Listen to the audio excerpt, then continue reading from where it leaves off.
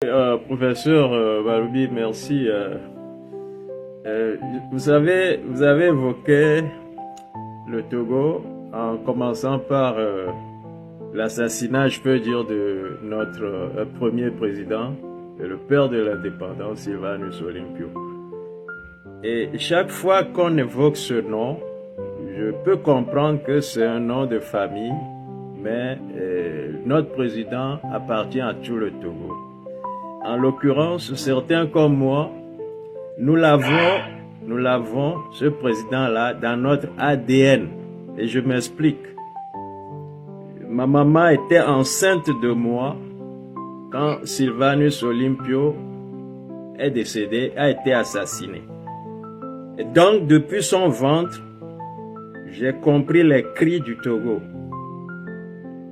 Vous qui êtes assez ancré dans la spiritualité, Monsieur Balbi, vous comprenez que les enfants peuvent entendre depuis le ventre ce qui se passe dehors. Et donc, certains comme nous, moi en particulier, je suis né révolté. Je suis né pour libérer le Togo. Et aujourd'hui, que nous avons les 60 ans passés, et que le Togo est toujours dans cet état-là que nous le connaissons. Et moi en particulier, étant un architecte, nous voyons le Togo juste comme un chantier dont on a commencé les fondations, puis on n'a jamais levé les murs. Et il va falloir donc, à un moment donné, construire ce Togo. Et je crois que l'heure est arrivée. Maintenant, toujours comme un architecte, d'aucuns pourraient comprendre que pour avoir un chantier, il faut tous les maîtres d'œuvre que vous connaissez, il faut des maçons, il faut un plan, il faut les menuisiers, il faut... Et c'est ce qui se passe au Togo. Chacun, dans son domaine, croit détenir la vérité, croit pouvoir libérer le Togo, croit pouvoir construire cette maison. Je dis non. Nous sommes tous appelés à nous mettre à l'œuvre pour construire cette maison qui n'a pas pu être élevée depuis sa fondation dès le décès du père de l'indépendance. Et aujourd'hui, l'heure est arrivée pour que chacun apporte sa pierre à la construction de notre maison commune qu'est le Togo. Même ceux qui ont participé à casser cette maison, et ils se connaissent, le moment, je dis, est venu qu'ils se mettent à l'œuvre pour ramener du sable, pour ramener qui de l'eau, pour ramener qui des pierres, pour ramener du fer, pour ramener des planches, pour qu'on construise cette maison. L'heure est arrivée pour que, moi je le dis, que le corps du père de l'indépendance revienne sur le territoire togolais. Mais que ceux qui ont confisqué le pouvoir s'éclipsent. Ils sont des frères, ils sont nos frères.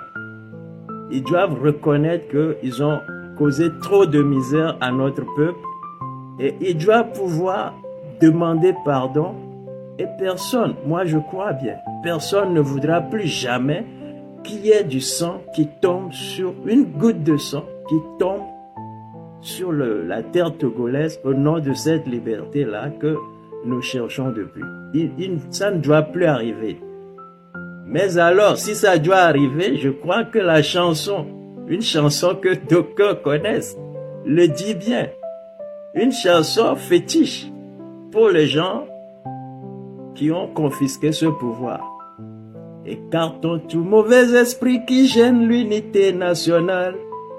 Écartons-le tout comme l'impérialisme.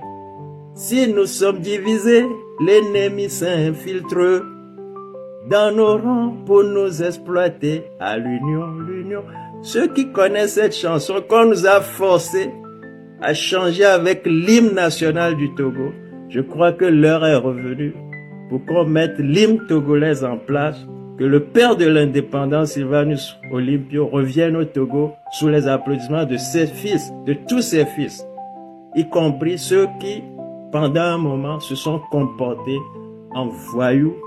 Et ceux qui ont aidé l'impérialisme à infiltrer nos rangs, parce que tout ce qu'on se fait, les batailles qu'on fait entre nous-mêmes, eh bien, ces batailles-là ne profitent pas à ceux qui croient qu'ils ont le pouvoir. Ça ne profite pas à quelques Togolais que ce soit.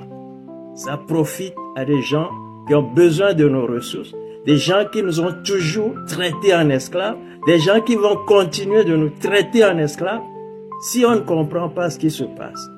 Le monde, aujourd'hui, a besoin que chacun, dans son camp, comprenne ce pourquoi il est venu dans ce monde.